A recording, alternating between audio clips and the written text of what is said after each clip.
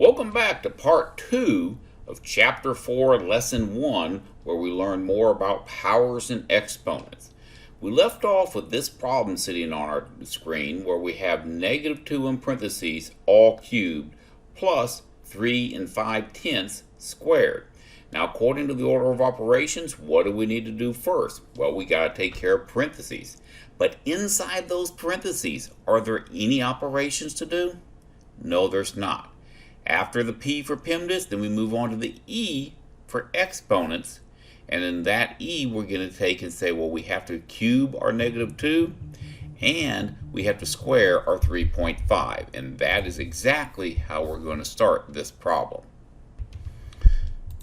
So you can see, first thing they did is they recognized that -2 cubed was -2 times -2 times -2.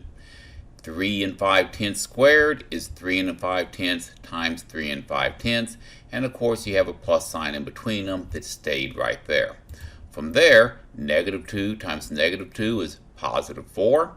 +4 times a -2, that's going to be your -8. And then the 3 and 5/10 times 3 and 5/10, that gave you the answer of 12 and 25/100. From here, we have signs are different. Find the difference, which is going to be 4.25. Sign in front of your larger number, goes in front of your answer, making your answer a positive 4.25. And once again, I'm not going to bother typing it there because they give it to us right above that. For our talk about it, the textbook wants to know, is -3 in parentheses cubed plus 5 squared the same thing as -2 not in parentheses cubed plus 5 squared going to be the same? The answer is yes, it is, because here you'd have the negative times the negative is a positive, times the negative would be a negative, and so both ways around you'd end up with a -8. So it actually would be the same. But if the exponents were even, they would be totally different. And now it's going to be your turn to work one of these problems on your own. Take a minute, pause the video, solve the problem. Check your answer. Let's take a moment and discuss that fancy word evaluate. Evaluate is just a fancy mathematical word that means solve that sucker. So right here, we're going to take and work through it. We've got, I'm going to get my marker going, a -2 times in parentheses a, -2 times in parentheses a -2 times in parentheses a -2 times in parentheses a -2 plus 4 times 4 times 4. So let's work through these. Now first off, this negative, it doesn't have to have parentheses because there's nothing in front of it. This one does, because otherwise it would murder that multiplication symbol with this little knife right here. -2 times -2 is +4. +4 times -2, that's going to be -8. -8 times -2, that's going to be +16, and +16 times -2, that will give us a -32. Over here, 4 times 4 is 16, 16 times 4, that's going to be 64, and now the signs are going to be different. Find the difference with a sign in front of your larger number, going in front of your answer. 32 is going to be our solution. Come back over here, type in our 32, and hit check. We did good. But what if they came at us with some rational numbers hidden within variables? We're going to work it the same way as we've done all of our others, only now there's going to be some exponents involved too. Our A value is 3, our B value is going to be 1/2. So as we plug through this, you're going to see that that 1/2, it's going to have to go inside parentheses because the exponent is raising everything that B was, and B is 1/2. So we got A squared plus B to the 4th. That means our next line, A's value is 3, is 3 squared. B's value, as I said, the whole thing has to go in the parentheses. It's being raised to the 4th power. From there, we're going to take and multiply them out. 3 squared is 3 times 3. 1/2 to the 4th is 1/2 times 1/2 times 1/2 times 1/2. Of course, 3 times 3 is 9. And when you multiply all these ones, you get 1 on the top. You multiply all those 2's, you're going to get 16 on the bottom. After that, signs are the same. Find the sum. 9 and 1/16 is going to be your final answer. No reason for me to write it in here because they gave it to you right there. Now it's going to be your turn to solve a problem on your own. You have c cubed plus d squared. C is an integer at -5, and d, it's a rational number, a fraction at 2/3. Solve the problem. Did you get it solved like you were supposed to? I hope so. So my c is going to be a -5, and I'm going to take that -5, I'm going to put it inside parentheses because we're cubing everything that c is. C is not negative, c is not 5, c is -5.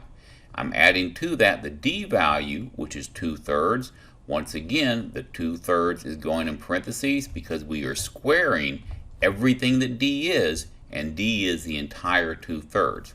We can rewrite that as a -5, technically that first one doesn't need to be in parentheses, times a -5 times a -5 plus 2/3. I'm going to do these times right like this, and 2/3. And really we don't need those parentheses there either, but they look kind of pretty.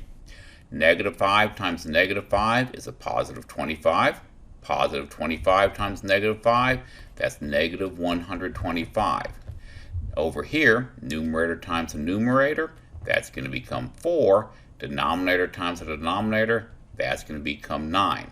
Now we've got a little bitty issue here. We've got a signs are different, find the difference issue.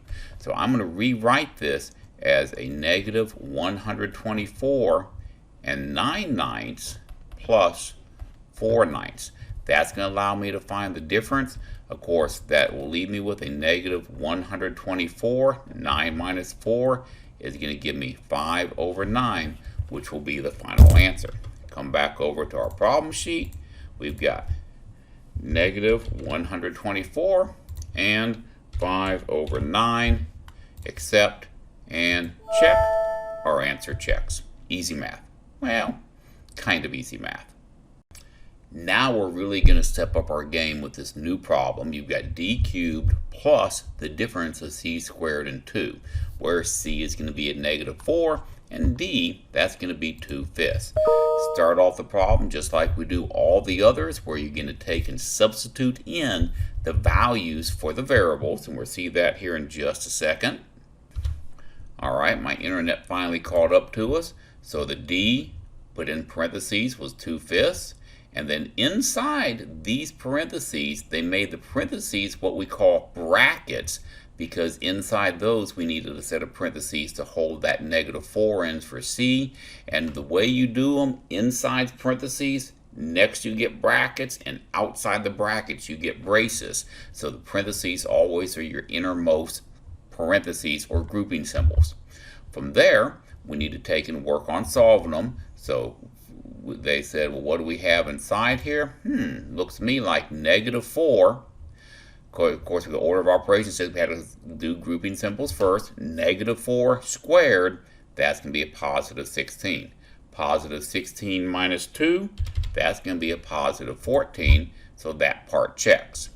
Next, we're going to go on to the exponents of the 2/5 and being cubed. And wow, they just made a colossal leap there. When you cube 2/5, 2 cubed became 8, 5 cubed, that's 5 times 5 times 5 is 125. And they added that 8 125ths to the 14, giving them 14 and 8 125ths as a final answer. Once again, no reason for me to put that there because they gave us the answer right here. And once again, it's going to be your turn to solve a problem. Stop the video and see if you can solve this one on your own. So let me get started here. First off, 3 is my x value. So inside the parentheses, let me get a pen. Inside my parentheses, I get 3 to the 6th power. I don't need parentheses on that. Plus 3.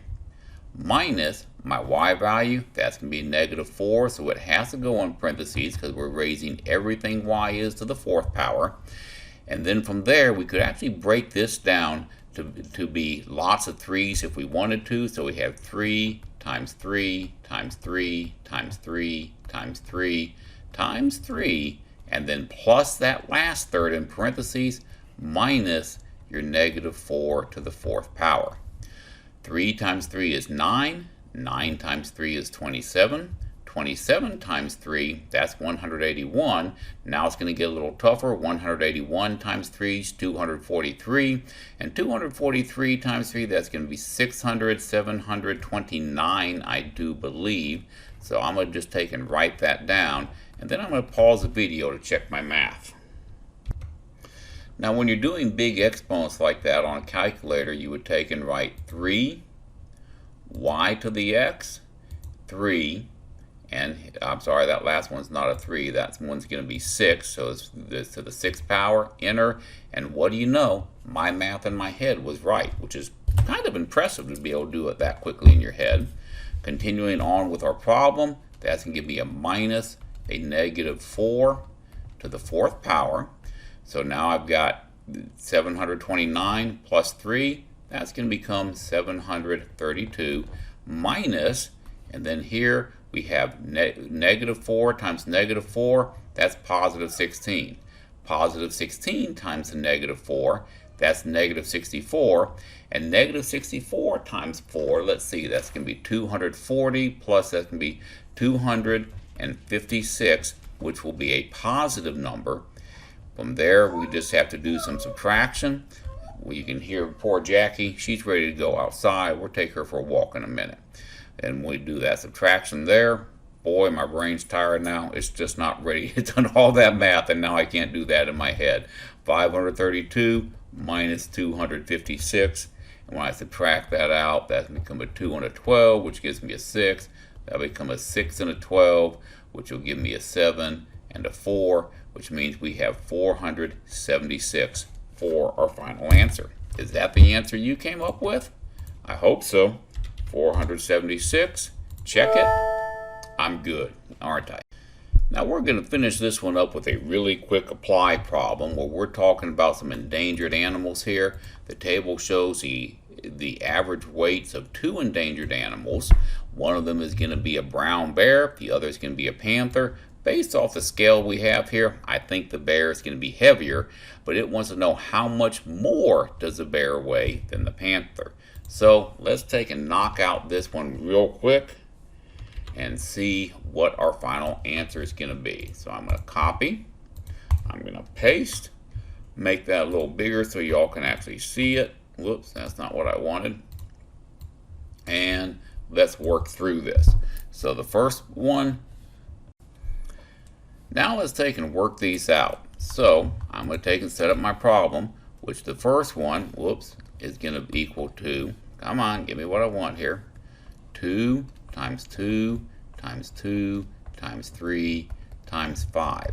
2 times 2 is 4, 4 times 2 is 8, 8 times 3, that's going to be 24, 24 times 5 is going to be 100 plus 20, so you're looking at 120 pounds to be the average weight of the panther. This one here is going to be 2 times 5 times 5 times 7. 2 times 5 is 10. 10 and 5, I'm going to break this one down a little so it's easier to do. That's going to give me 10. That's going to give me 35. And 10 times 35, that's going to give me 350. So what's the difference going to be? 350 minus 120 means we're looking at a 230 pound difference where that big old fat bear is going to be heavier than our panther. So coming down here, check my solution, and we can say that the brown bear weighs 230 pounds more than the panther. Our answer checks. Life is good. Time to start your homework. Good luck tonight.